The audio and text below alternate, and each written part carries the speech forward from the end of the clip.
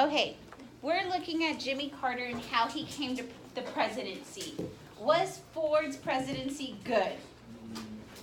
No. Why did most people dislike Ford? Because he Pardoned Nixon. And did Nixon, according to the Watergate reading, did he do crimes? Yes. His biggest crime was what? not Phone. Did he do the phone thing? Oh, wait. No, he paid, other people did the phone thing, right? But that's a crime. He covered it up. That was his crime, and that's called obstruction of justice, right? And so Ford, he immediately came out and pardoned him because he says he needed to end that nightmare for him. I wish people would end my own nightmares too, right? But he needed to end that nightmare because there was a bigger issue. What was the bigger issue? What was going on in our economy? Inflation, but it's bad inflation. So what is it called? Stagflation, because inflation is so high that it's also causing another problem, unemployment.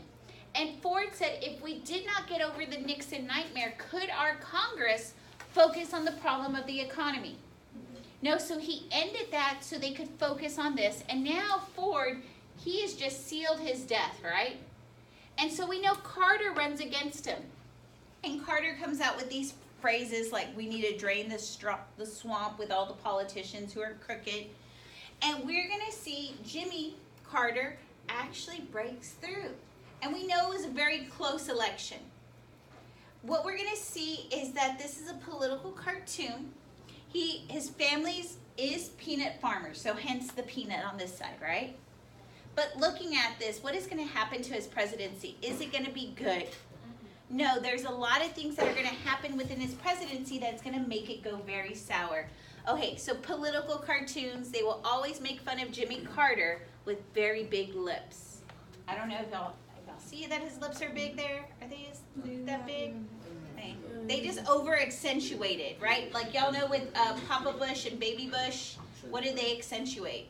His teeth. His teeth and his ears. Okay. And then Trump, like what do they accentuate on him? His orange skin. His orange skin, okay. And his fake hair. And his fake hair, okay. Well, it's not fake, he's told us it's very real, okay. His lips too, okay. Okay, and then we do a lot of hands. So do y'all see how the political cartoonists, they do stuff? Okay, so one of Jimmy Carter's biggest problems is that we're facing foreign competition. Americans have stopped buying what?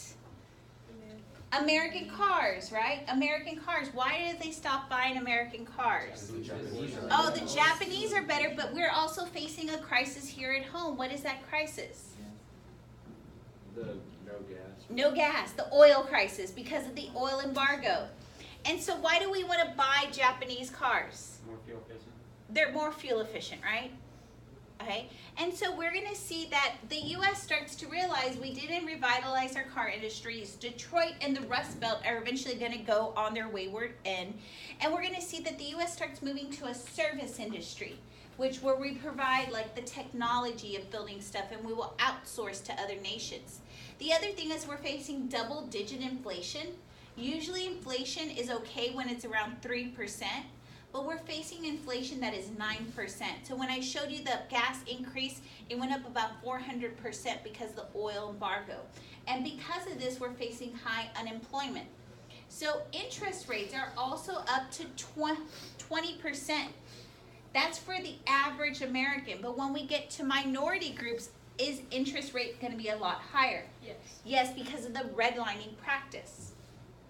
And so President Carter is going to go to Camp David. And he's going to call in people who are governors. He's going to call in average Joes into Camp David to ask them what they feel is the problem with the nation. And he's going to give this speech called the Malaise speech. And he's talking about the moral and spiritual crisis in America. America has lost faith in itself. We have lost faith in our industry. Have we lost faith in our democratic practices? Have we lost faith in our democratic practices? Why? What events would help us lose faith in America democracy? Presidential corruption with the Nixon. Presidential corruption with Nixon. What other big world event would make us lose? Cold War. What in the Cold War would make us lose faith? It's a big war. Vietnam. And he says it's this moral and spiritual crisis who's kind of led America to downfall in its idea that America is great. And he's going to say that we need to get out there, we need to rebuild America. But I want you to think, are Americans disenchanted? Are they disenchanted? I want you to think. I'm going to draw this line from right here, 1960.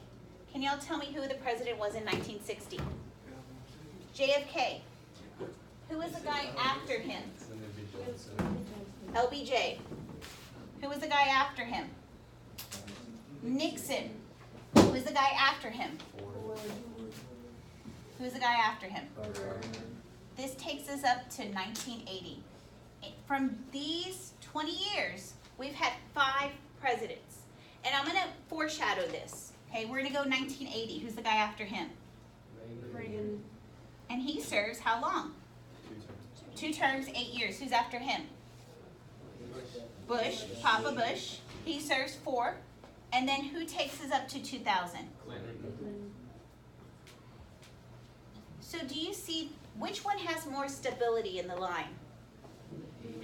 80s to 2000. We have more stability here. And if I look right here, we have the civil rights movement, right? We have Vietnam. Okay. We also have the oil embargo. We have wars in Iran. The hostage crisis. Are things more convoluted in the world here? Yes. Okay, and then we're going to see the decline of the Cold War. The Cold War end by Bush, and then we go into globalization. Which era looks like there's more calmness to it? The 80s to 2000. And this is what Carter's talking about. He's looking at all these events and all the chaos that has happened. Has our government lied to us? Besides Nixon, who else has lied to us? Did Johnson lie? Yeah. Yeah. Did Kennedy get involved in Vietnam? And so he's talking about all of these things that have occurred. Like, do African Americans and minorities feel that their government has lied to them too? They've given them rights, but have they fully enforced it? Have the states fully enforced it? And so he's talking about how we do have a moral and spiritual crisis.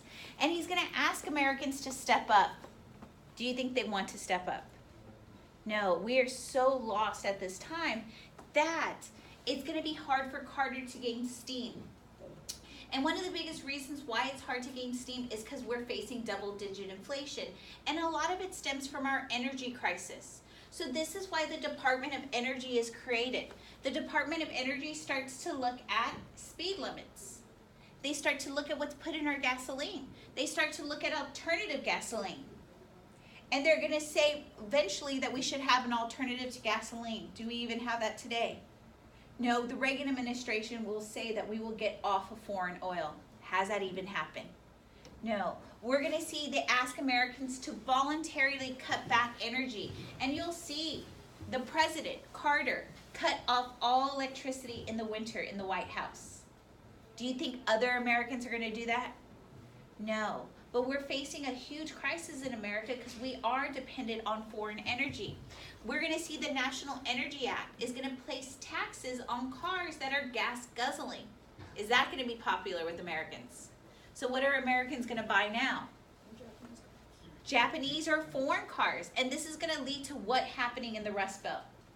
A further decline of jobs. And people leaving the Rust Belt to go to what belt? The Sun Belt.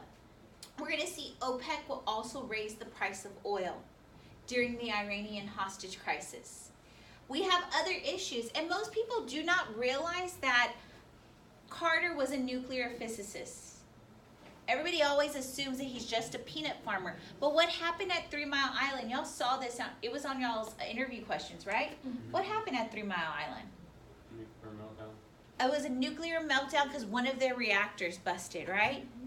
And now we have radiation out into this area. And they keep on telling the people it is fine. After Hiroshima and Nagasaki, were they fine with that radiation? And so this is sending a national crisis. The other thing that's sending us into a national crisis about chemicals is Love Canal. I don't know how many of you have ever seen the movie Erin Brockovich. No one's ever seen it. Okay, maybe we'll see it later. But what happens at Love Canal is actually outside Have you ever heard of DuPont Chemical? Oh, yeah.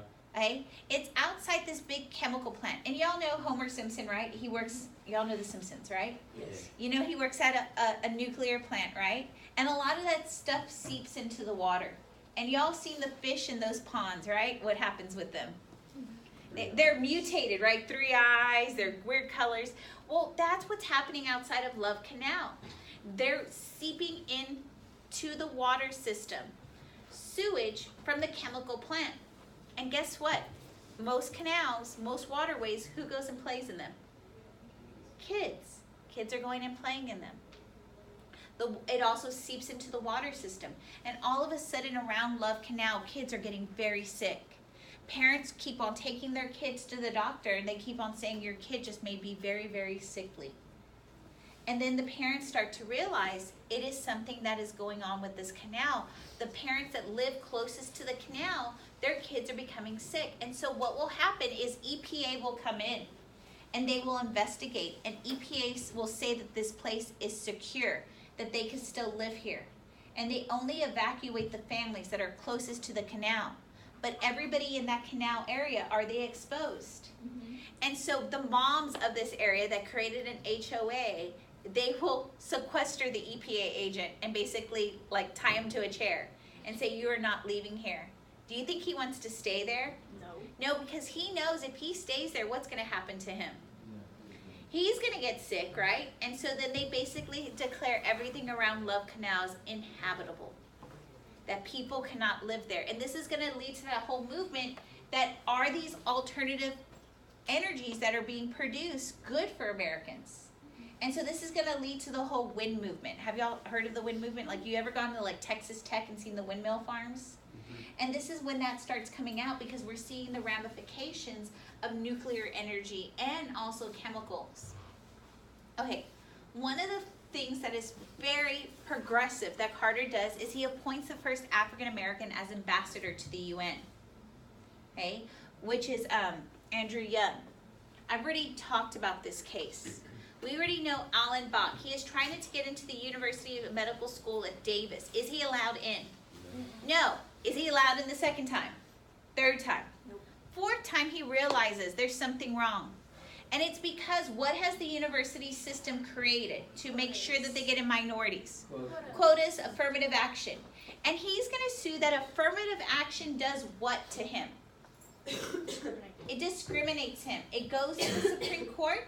And what amendment are they going to adhere to? They're going to look at Alan Bach and they're like, oh man, you're not being treated equal, Alan. What amendment? What amendment creates equality amongst all the races? 14th. And they're going to use the 14th Amendment to say he has been discriminated. And can we have quotas anymore? No, it cannot be the defining factor to reserve space. But universities can use it to mix up their population. One of the biggest things that Carter is going to focus on is human rights. We saw this with Ford in the Helsinki Accords. But what we're going to see, President Carter is going to start looking at places the Soviet Union has dominated, their sphere of influence.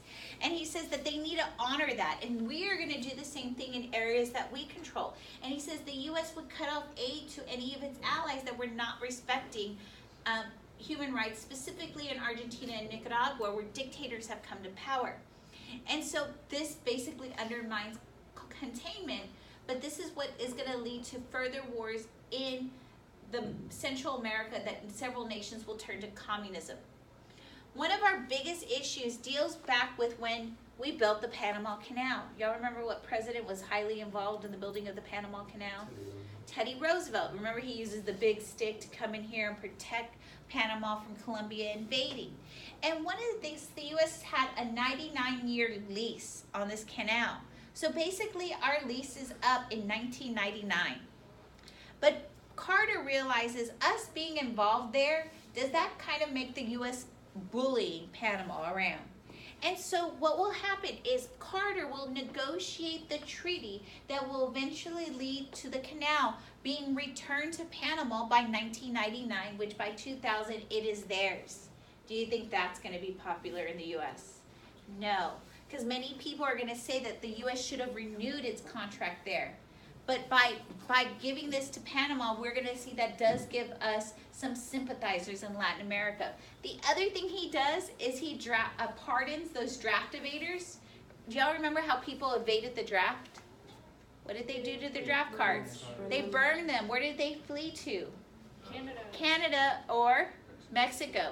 And so he's going to pardon those. And so is he going to be popular? No. So there's a lot of things that he's doing amongst his presidency that's going to make him very unpopular, and will he win re-election? But the biggest thing that he is going to do, this is his most successful thing. So if on next Monday you see a test question that says, what was the only successful thing Carter did? It is Camp David. At Camp David, he's going to sit down two nations that have been having issues, Israel and Egypt. We know Israel has invaded the Sinai Peninsula. Egypt has taken over the Suez Canal. And he's going to sit down on Sadat and Menachem Begin to sit down and negotiate peace, because most people are upset with the creation of Israel because it's taken away land from the Arabs. And we're going to see he sits down and negotiates peace between them. So here's Carter in a political cartoon. Again, they make his lips really big. What happens here in this peace agreement, Israel agrees to give back the Sinai Peninsula. So here's Egypt. Here is the canal. Y'all know the Suez Canal? And then there's this little piece of land right here. This is the Sinai Peninsula, and then this is Israel. Okay? They're giving back this land to Egypt. Okay? And Egypt will say Israel is a real nation. Okay? And this will keep peace temporarily in the Middle East. Okay, the next big issue is the Iranian hostage crisis. And all of this stems back to after, remember Eisenhower, and he had the Eisenhower Doctrine that we were going to support the Middle East to prevent communism from coming in. Well, what happened is the U.S. will back people in the Middle East that are going to be pro-American business, and this is going to lead to assets flowing out of that nation. And so there will be a conservative movement specifically in Iran, to return Iran's government to the Iranian people, to bring in resource to Iran. And we're going to see a lot of this stems from who the U.S. has backed as the Shah. And the Shah is losing power to a conservative movement led by Ayatollah Khomeini. And they're asking that they have overthrown him. But the Shah has come to the United States for medical treatment. And the conservative movement wants the U.S. to return the Shah. What would happen if the U.S. returned the Shah to Iran? He's going to be killed. So they refuse to do that. In a storm of protest amongst the students, they are going to take down the embassy. And there are Americans in the embassy. And what we're going to see, the media will cover this. And we're going to look at our people. And they're saying they're being well fed. They're being taken care of. But what happens is when they go in front of the cameras, our people will be there. Their news will be there. There will be food everywhere. And all of a sudden you see our guys. They come and they start putting the food in their pockets. And they start taking all this stuff. So what does that tell us if they're taking, you want to throw away your orange? Yeah. Okay, they're starving, right? But they're telling us that they're being what? Fed. And so everybody's putting pressure on Carter now, just by that one thing of them stealing the food. And then you see their eyes all bloodshot. It's not because they have allergies. It is because they're being kept up and tortured. That this puts signal to the United States that Carter should negotiate. Carter should get them out. And we're going to see Carter does try to get them out. He sends in Black Hawks.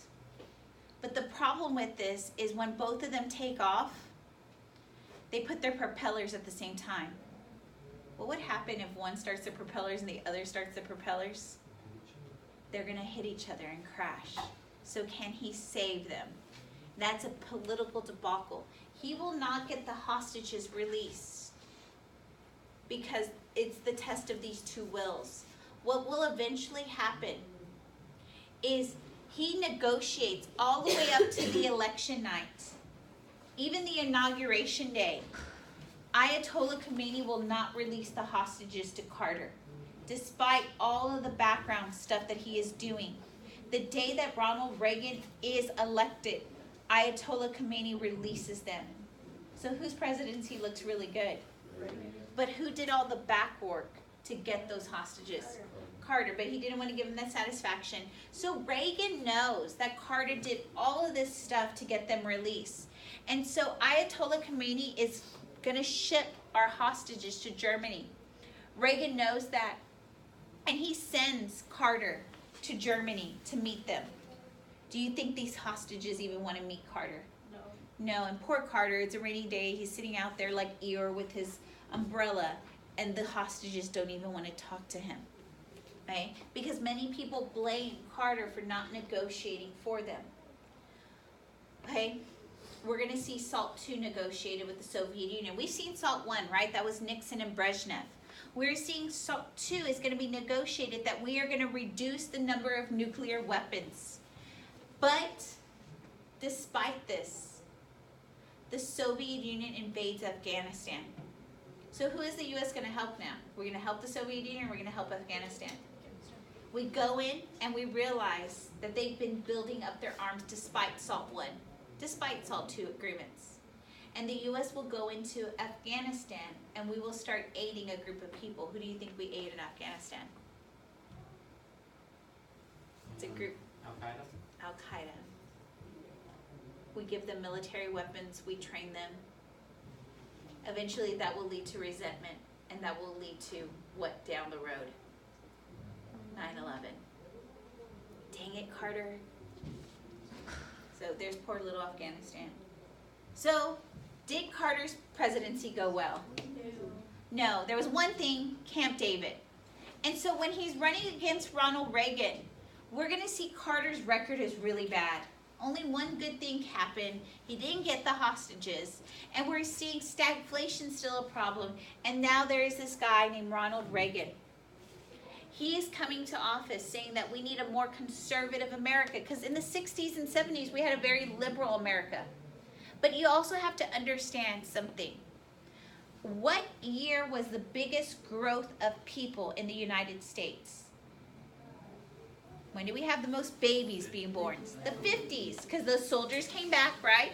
They kissed their wives, and bam, there's a baby. So I'm going to put 1945 over here. 1945 to 1960. Let's just say this is the baby boom. A group of kids born in 1945. By 1960, how old are they? 15. They're looking at what's happening in the civil rights movement. Are they going to be conservative, or are they going to be liberal? Most 15-year-olds.